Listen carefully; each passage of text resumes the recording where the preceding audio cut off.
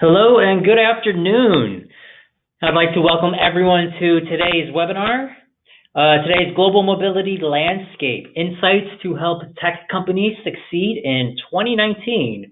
Hope everyone is having a great afternoon or early or late morning if you're out on the West Coast. Before we head into the introductions and agenda, I just want to remind everyone that today's webinar is being recorded, and you will receive a copy of the recording as well as a copy of the slide deck tomorrow afternoon and a follow-up email. Please keep an eye out on your email inboxes for that. And if you don't receive it, just contact us and we'll make sure you receive links to download those. Additionally, we encourage everyone listening to ask some questions. If you'd like to ask a question, please do so using the GoToWebinar chat function that you see on the right-hand side of your screen, and we'll try to get to that question throughout or at the end of the main presentation. So let's get into our introductions. So for nearly 20 years, Envoy has been on a mission to fix the frustrating, inefficient, and confusing immigration process. Envoy combines expert legal representation with innovative technology to deliver the only platform that makes it seamless for companies to hire, mobilize, and manage a global workforce. Envoy secures work authorization in over 150 countries, has grown 41% year over year, and works with over 1,000 customers.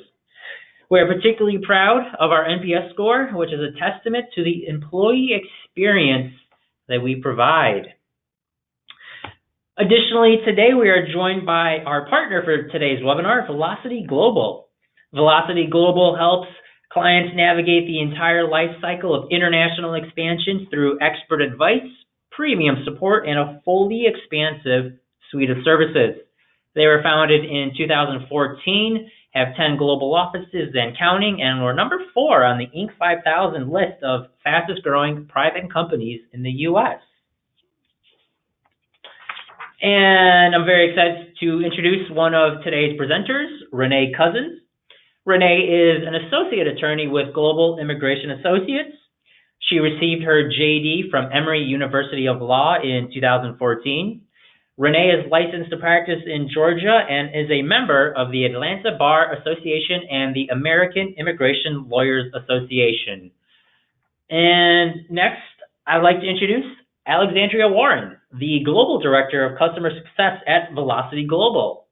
Alexandria has over a decade of experience in both domestic and international roles within the private, startup, and nonprofit sectors, and that includes international expansion and talent acquisition positions.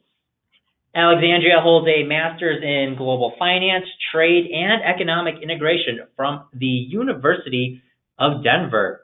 Renee and Alexandria, thank you so much for joining us this afternoon. And looking ahead at today's agenda, so we've broken up this presentation into two distinct parts. The first part is going to focus on kind of the global side of things, and then the second part we're going to look at U.S. immigration, kind of where things stand there.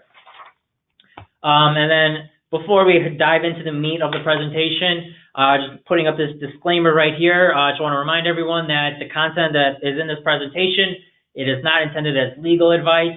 For additional information, please reach out to an Envoy affiliated attorney or another qualified professional. All right, so kind of setting the scene here, the demand for global talent. Recently, at Envoy, we conducted our 2019 Immigration Trends Report, and just to kind of get an idea of, over the next year, if companies are expecting their demand for work authorization in jurisdictions out of the U.S., global assignments and business visas to increase, decrease, or remain the same. So as we take a look at our screen here, looking at 2019, we see 48%, so nearly half of the companies surveyed, expect their global demand for talent to somewhat increase or significantly increase. This is in line with 2018, where 59% expected somewhat increase or significantly increase. The reason I bring that up is because Alexandria, who I'm going to turn things over to, is going to kind of walk everyone through some key markets to consider for a possible global expansion. Alexandria, take things away. Wonderful, and thank you so much for having us today. Eric, do you mind moving to the next slide for us? Thank you. So, in a recent survey actually conducted by Velocity Global that interviewed 1,000 US and UK tech executives, by and large, we found that technology companies are looking to expand internationally. And this is ultimately being driven primarily by their desire to grow their customer base, as well as to actually access talent across the globe, either due to talent shortages within their market or as they continue to expand into new markets for a consumer base, being able to provide those consumers with real-time in-country support. As a result of the survey or the survey results, we found that around 90% of UK technology companies were interested in international expansion in the near term, with 85% of US companies. And for both, the primary focus was really within the APAC region in Europe, as these were duly regarded and noted for strong technology skills, as well as large large talent pools. In regards to kind of our expansion tech index that we'll run through, we've really highlighted kind of the most promising global markets into 5 categories. So what is the regulatory environment, the knowledge of the talent pool, connectivity, infrastructure, and growth, to be able to provide kind of a high-level guideline for technology companies as they look at these different markets and have a comparative tool. Next slide, please. So diving in first to the APAC region, South Korea had an overall ranking of 11. Particularly noted, this was seen as very high. The market's seen very high from a regulation perspective. It's seen as a very pro-business market. And actually in 2018, it was ranked the 5th easiest market by the World Bank for doing business. The talent pool is also very strong, particularly for the region. Korea has a very strong talent pool where infrastructure, when compared kind of globally, it still has some areas that it can improve upon, that's why it would be kind of ranked in the yellow. So still a good score for connectivity, infrastructure, and growth, but really the Korean market is going to really stand out in regards to its pro-business environment and talent pool. Next slide, please. Gotcha. So Alex, before we move on, so there's a cool chart on this slide here where so it says South Korea's overall rank is 11, and then we see regulation, knowledge, connectivity, infrastructure, and growth, and then a green dot, yellow dot. Can you just quickly go over what that chart represents?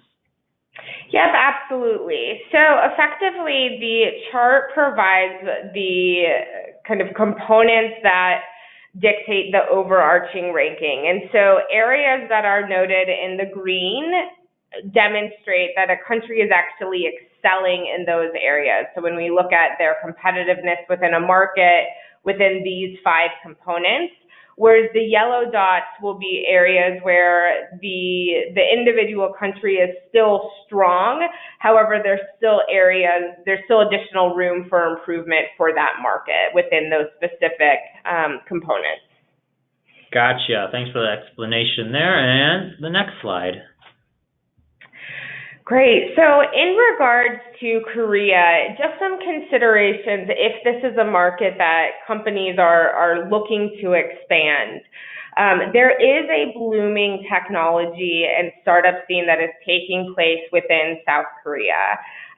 This noted, it is interesting to kind of look at the historical implications of the market, as it is a bit more formal than perhaps kind of the comparative that we'll speak to with Singapore, as the market has relied heavily on a chaebol type of business structure, of which these are kind of family-run conglomerates that have been historic within South Korea. They're very well known. They're very large. Some of the well-known would be LG, Hyundai, Samsung, for example. And so the startup community and scene has really, from a cultural perspective, kind of made great strides within the past 7 years. This is, of course, very interesting just when considering how to hire talent and attract talent, and it's something for companies to be aware of. Another component is the hierarchic structure that does still pseudo-exist within the business marketplace. Job title is still very important within the market for talent to be able to access different levels of individuals within an organization. And also, companies should consider that when attempting to attract talent, especially if they do not yet have a legal presence in the market or brand, that they'll want to make sure that they're able to speak to the long-term vision and goals that they have for the Korean market, and really be sure to kind of address different areas around job security, how they're going to approach benefits for employees, and ensuring that they're also providing as competitive of packages to the local talent as possible, since they will be competing with much larger organizations that have the market share within the Korean market still. Some common benefits are going to be car allowances, meal allowances. However, the market actually does have a really strong national health program, and so items such as kind of private health insurance, those are still going to be more social kind of government-sponsored programs that are required by law. Another piece just to consider is that compared to other markets, the talent pool tends to have some lower English proficiency when compared to a Singapore or potentially a Hong Kong. However, this is also changing as more foreign direct investment has come in regards to startup technology companies. Next slide, please. So the second market in APAC that fared very highly was Singapore.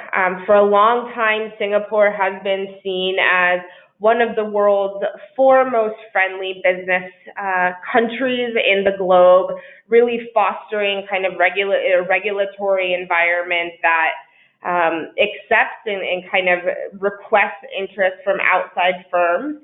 From our survey results, it ranks 5th, and this is looking at specifically in regards to its regulatory system, its connectivity, infrastructure, its growth focus.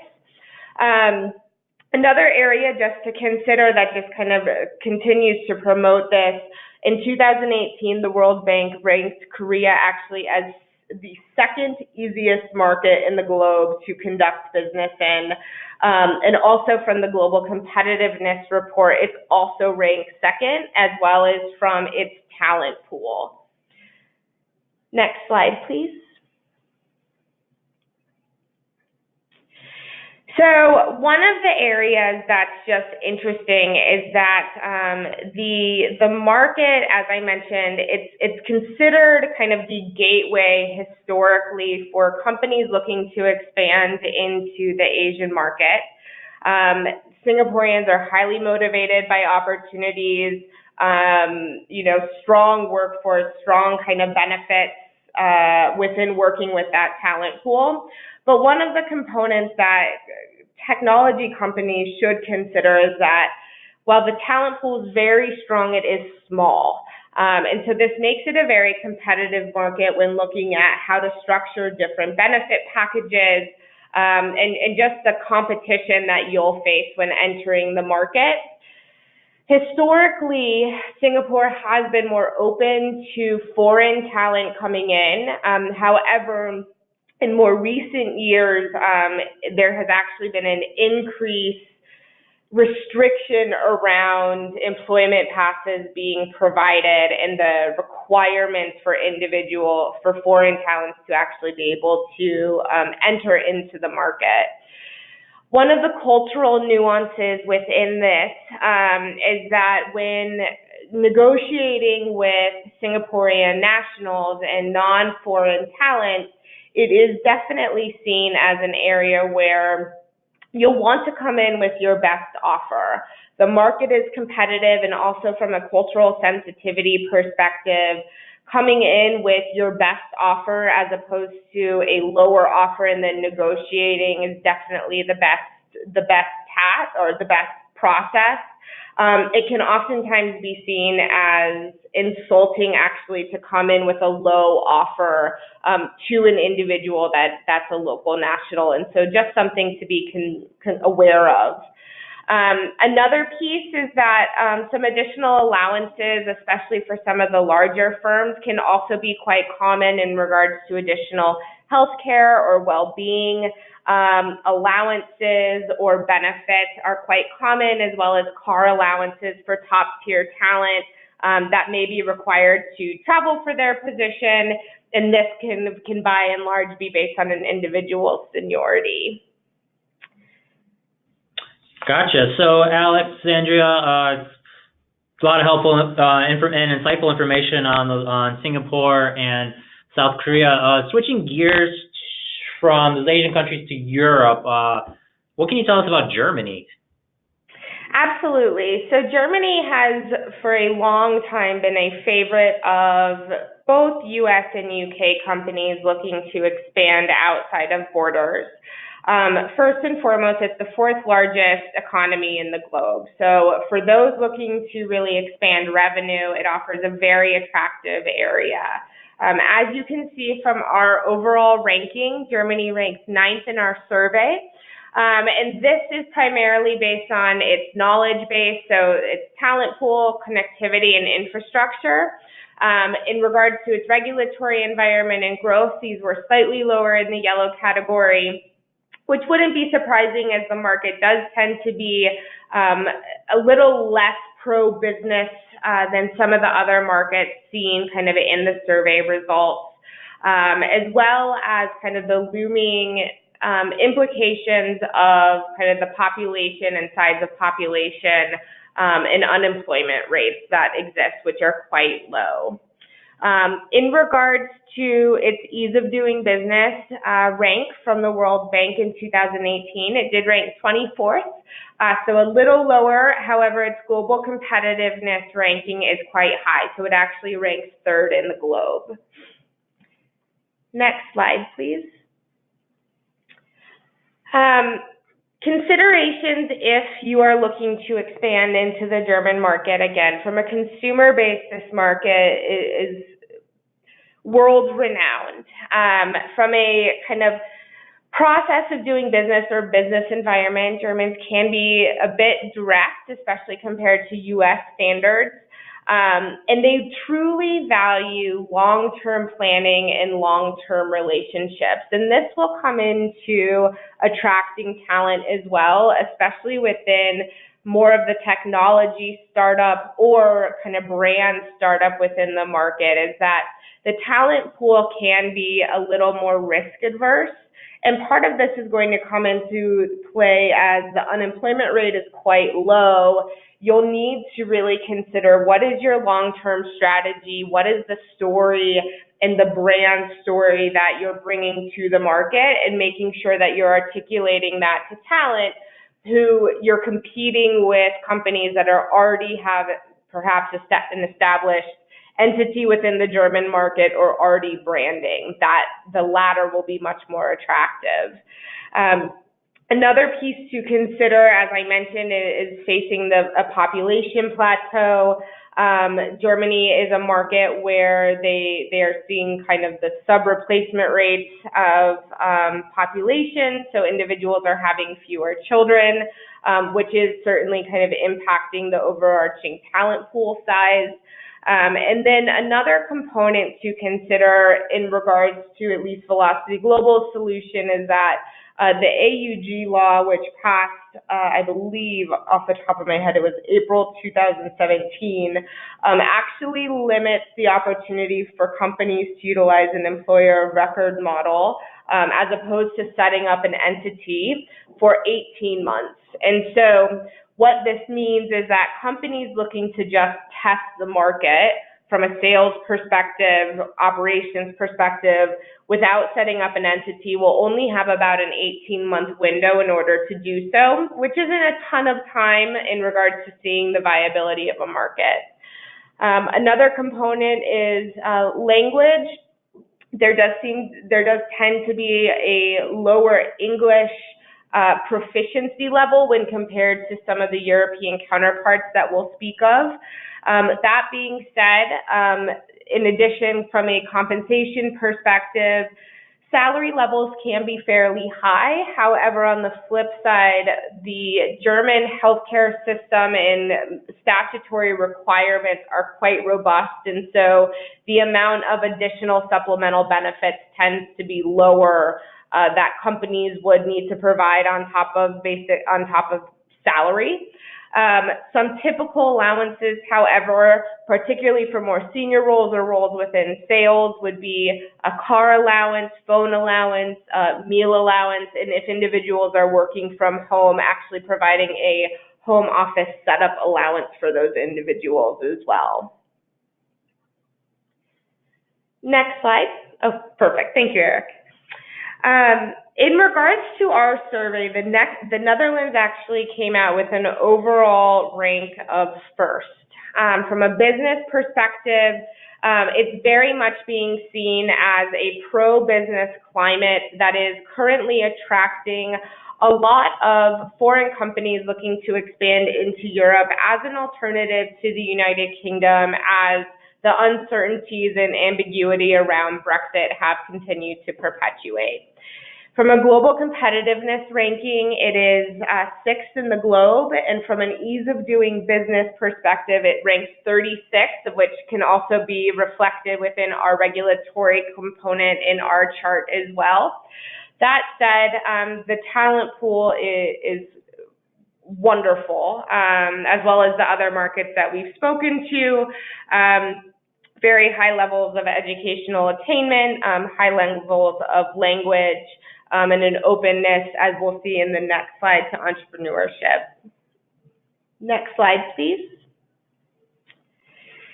And so, as mentioned, the Netherlands, from a competitive perspective within Europe, is currently being seen as very competitive and as a less expensive option than the United Kingdom and Germany.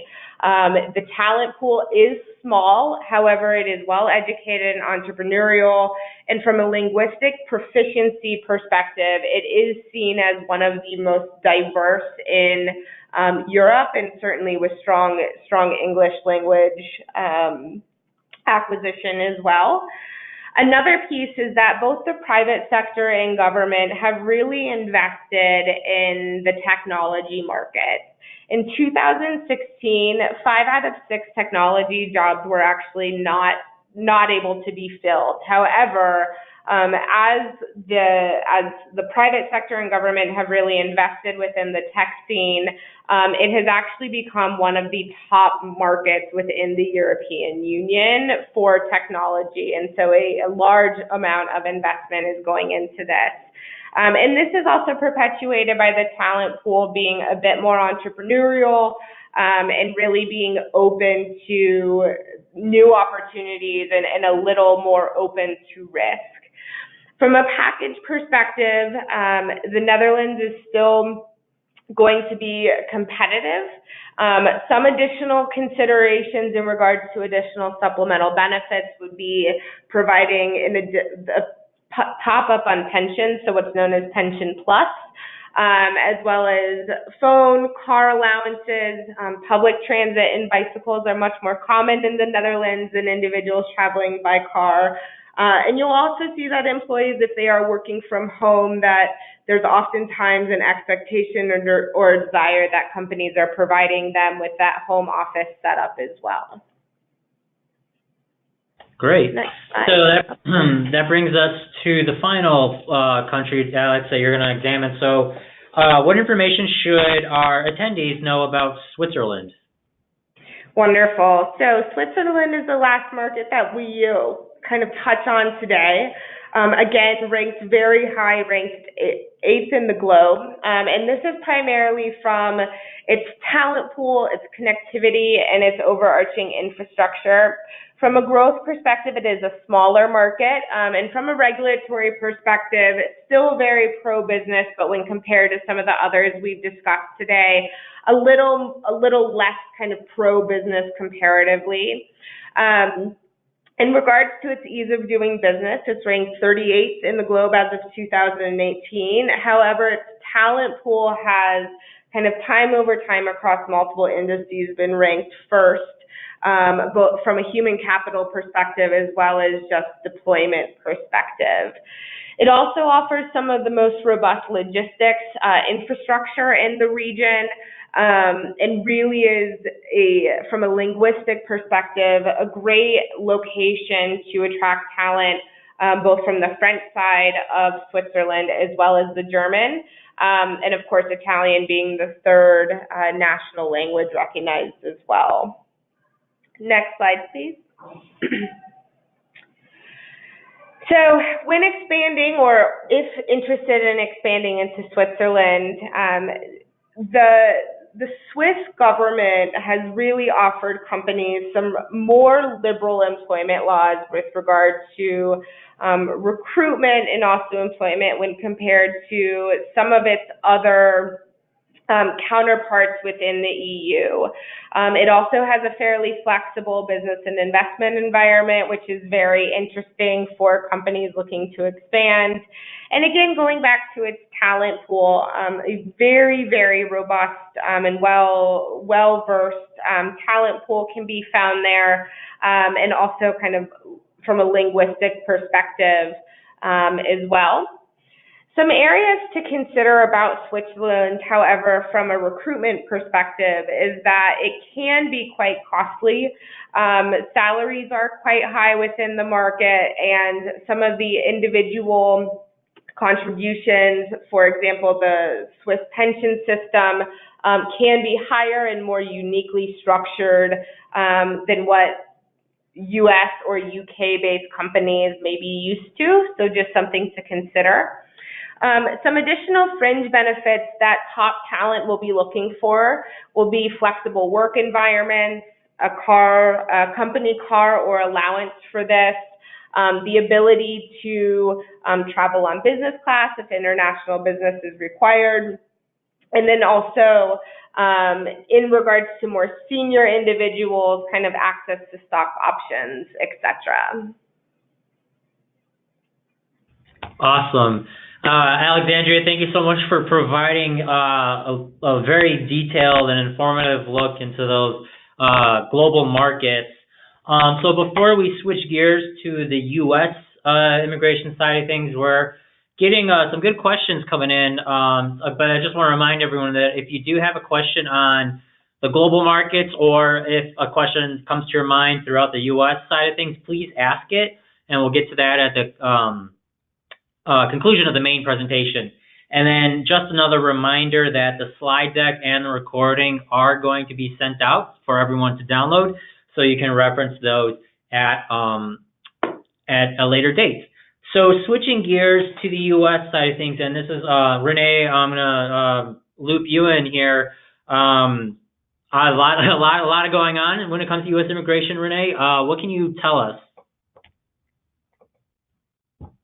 Hi, Eric. Thank you for having me. So the need for foreign talent remains strong, but the current administration has also increased its scrutiny of employment-based visa applications for highly skilled talent workers. Since 2017, Buy America, Hire America executive order, several initiatives have been implemented. We'll focus on two here. The H-1B cap selection process and the rising rate of requests for evidence. Next slide. So the new selection process, we'll first focus on the new selection process. The process has changed. It was used in this year's H-1B selection process. So for H-1B, there are 85,000 slots available. 25,000 of those are regular or cap, and then 20,000 are allocated to advanced degrees. Under this new rule, all petitions that are submitted will be included in the regular pool, and then once those are selected, the remaining advanced degree petitions are then pooled in the master's cap. USCIS, the United States Citizenship and Immigration Services, expects that this will increase the number of advanced degree petitions up to 16%. This is in line with the administration's aim to create higher wages, increase employment rates, and protect the U.S. economic interest. And just to give you an idea of what that means, is 16% is approximately 5,300 workers. So this is, off that 85, an additional 5,000 workers will be included in the advanced degree category. Next slide. Gotcha. And Renee, so the second part of this rule was the electronic registration. What can you tell us about this? So, in addition to the reverse order, USCIS has also introduced this electronic registration process, which it's supposed to assist employers in lowering the cost of their H-1B cap allocation, as well as increase the efficiency of USCIS. So this new system was suspended for this year, but is expected to be available for next year after testing is complete. We don't know when the system will be in effect, but USCIS is expected to announce when the registration will commence. So the way this works is companies will be required to pre-register before the lottery during a designation registration period, and then only those are registered and selected will be eligible to file petitions. So instead of companies filing hundreds of petitions, they will only be filing those petitions that are selected in the process. The expectation is that this electronic registration will reduce the overall cost for petitioners and as well as just help the service to operate more efficiently in their H-1B program. This year there were 201,000 petitions, but of those 85,000 are selected. So that results in an increase in manpower in terms of returning petitions, and I can imagine that this takes away from individuals who are then reviewing applications and petitions submitted to USCIS. Next slide, please. So we'll discuss what exactly is an RFE. USCIS has been increasing, we've seen an increase in the rate of RFEs in the past couple of months. RFEs, what that means is request for evidence. So USCIS is asking for information that is missing in the initial petition, or just requesting additional information so that they could adjudicate the petition. As said earlier, with the current administration, there's been an increase in the overall issuance of RFEs and increase in denial rates as well. Next slide, please. Right. And, Renee, just to kind of illustrate what you just said, the increase in RFE rates, as we found out in our 2019 Immigration Trends Report, this particular statistic here, in the last 5 years, we asked employers if they've noticed their RFEs increase or decrease. And 52% of employers said RFE rates at their particular company have increased in the last 5 years. And, if we look at 2018, we see that 58%. So again, this just really illustrates, Renee, your point that USCIS is placing more scrutiny on H-1B visa petitions. And so, Renee, what are some top reasons for RFEs as we take a look at this slide here? So I said earlier, since 2017, even though there's been an increase in RFEs over the years after 2017, there was a sharp jump. So officers have broad discretion in their authority, and they're exercising their authority to request additional evidence more frequently. So according to recent release data, the top 10 RFEs are listed here. The first one, specialty occupation RFE, this goes to the core of what an H-1B is, whether a bachelor's degree is required to perform the job. So to mitigate these RFEs, what we recommend is usually providing detailed daily duties and descriptions of what the foreign national will be doing. Items 1, 2, and 3 usually are coupled together. So the employee-employer relationship looks at whether a valid employer-employee relationship exists. This is usually when an employee sits at a third-party client site. So USCIS is requesting information regarding whether the employer is maintaining direct supervision of the employee, whether the work is being supervised by an employee of the petitioner, whether the individual is sitting at a job site or moving to alternate locations, whether the employer is maintaining oversight of the worker when they're at this off-site location. The next one, the beneficiary's qualifications. This is usually I'm sorry, I skipped one. Availability of work, rather. Whether this usually looks at whether there's enough business available for the individual to do for the requested H-1B period. So what USCIS usually looks for is the contracts and the statement of work and the end dates and the end client letters, just to see if the required period will be covered and there will be enough work for the individual to do. So items number 4 is beneficiary's qualification. This often occurs when the foreign national does not have a 4-year degree. So usually a combination evaluation can be used, which requires detailed experience letters.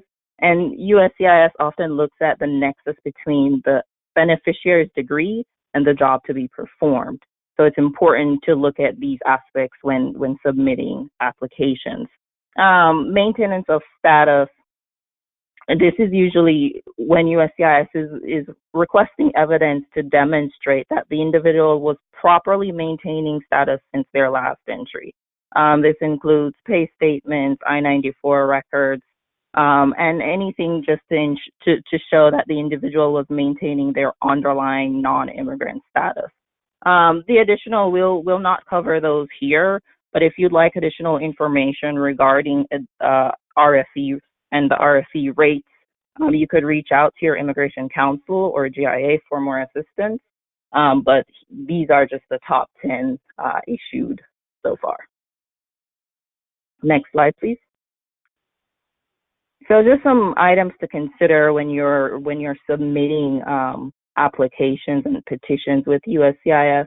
So it's important that you have a very detailed job description, which goes through the employee's day-to-day activities. And the job description should not be overly technical or overly complex, but in a manner that could be understood by someone who is not working in that field. So I like to say, explain it in a manner you would explain to your 6-year-old son or your 6-year-old cousin, but with enough information highlighting the skills, the tools, the concepts, and just the knowledge that is required to perform these functions.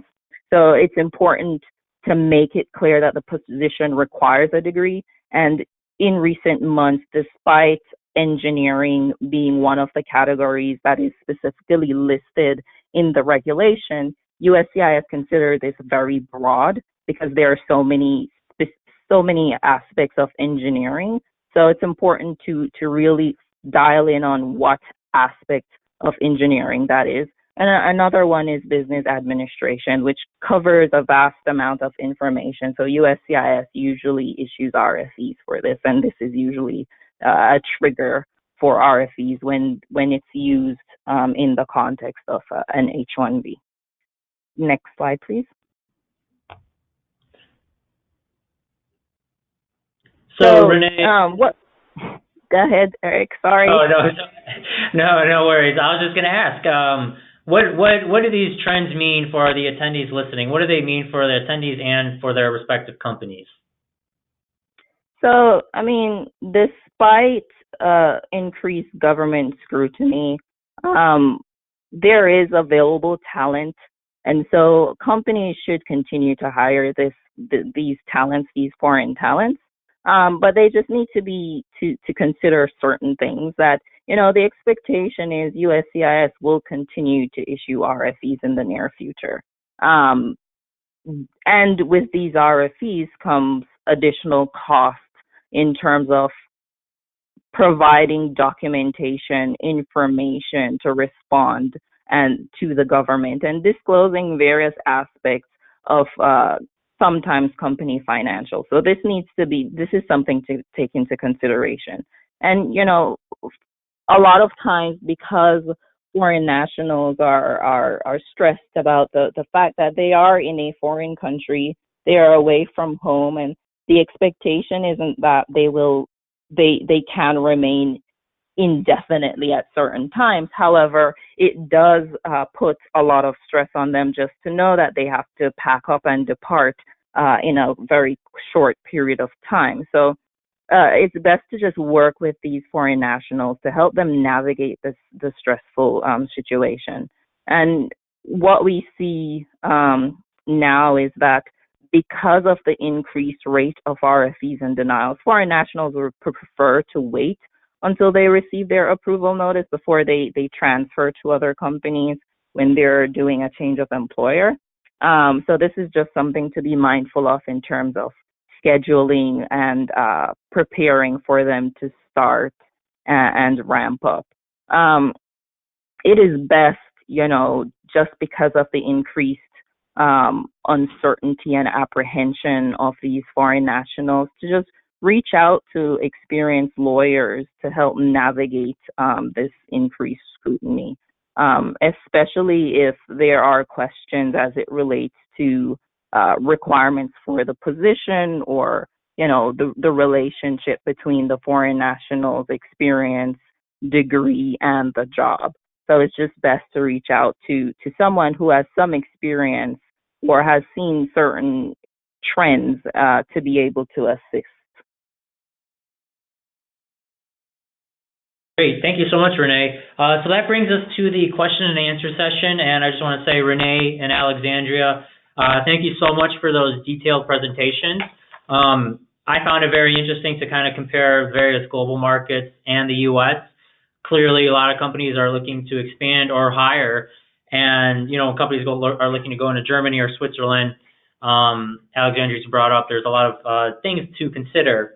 Similarly, companies in the U.S. are seeking to fill talent gaps and hiring foreign nationals. And Renee, as you mentioned, just over 200,000 H-1B visa petitions, yet USCIS is placing them under heavier scrutiny. So a lot of things to consider and a lot of helpful information. So again, we have some good questions coming in, but I want to give a few more seconds for these questions to roll in. So as we wait for that, I just want to highlight a couple more webinars that we have coming up. I hope everyone can join us this Thursday, June 20th, for our 2019 Mid-Year State of Immigration. We just briefly touched on it in this section right here, but on Thursday we're going to dive a lot deeper into that, including policy updates since January, the recent immigration proposal from the president, and everything that you'd want to know. We'll discuss it in this webinar. And then next week, June 25th, Global Talent by the Numbers. We're going to take a look at some very interesting immigration data that I think everyone would find interesting. And then please be sure to subscribe to our mailing list so you receive these webinar invites as well as additional information. And finally, everyone in attendance, if you take a look at your screen, we have SHRM and HRCI continuing education credits. So please take a second to copy these down. These will also be sent out in tomorrow's follow-up email with the recording and slide deck. Okay, so let's dive into some questions here. And Alexandria, we're going to start with you. If our company is new to a market, what are some tips on how to attract talent? Yeah, so it's a great question. I would say, first and foremost, you want to do your due diligence and research on the market that you're entering into. Really understanding from a cultural perspective, what is it like doing business there? What is kind of the common practices is first and foremost. The other piece that you'll want to do is understand from an employment law perspective what's required. What's required by law to be an employer there in regards to different benefits, different pension schemes, so that when you're building your package and budgeting that you're taking those into account. So when you're ready to make an offer to an employee, those have been already approved.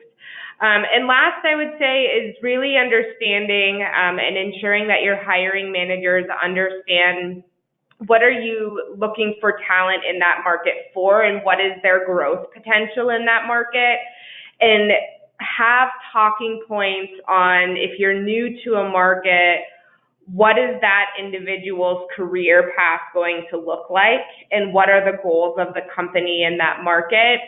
By and large, having your story, even though that story may change as you have a presence in the market, business reasons to stay in the market change, being able to speak to that to candidates, I would say by and large across the globe is really important to sell them on taking a risk with you.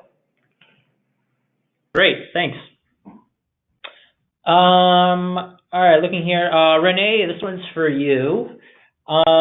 Any indication when USCIS might release guidance on the electronic registration?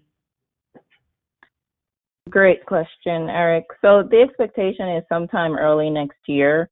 It is believed that they'll be performing some testing earlier in the year and provide enough time for registration, at least 2 weeks for registration before the application process. So granted, we don't have the exact date, but based on the H-1B process, that would sound as if that would be sometime in February. But of course, this is just my best guess. So we don't have the specific dates, but we expect them to be released sometime early next year. Gotcha, thanks. Let's see, going through this list here. Alexandria, back to you. How can employers, HR professionals make sure they are staying up to date with various labor laws? Yeah, so it's a great question, and certainly one that is very relevant for us here at Velocity Global. I would say by and large, my top recommendation is, particularly when we look at the 5 markets we discussed today, going to the government's website. When you're working with the kind of markets at this level, those are going to be your most up-to-date information. They're well organized, and they're going to really let you know exactly what the statutory requirements are, and they're very easy to search, and oftentimes bilingual, if not multilingual. So that will always be kind of my first recommendation.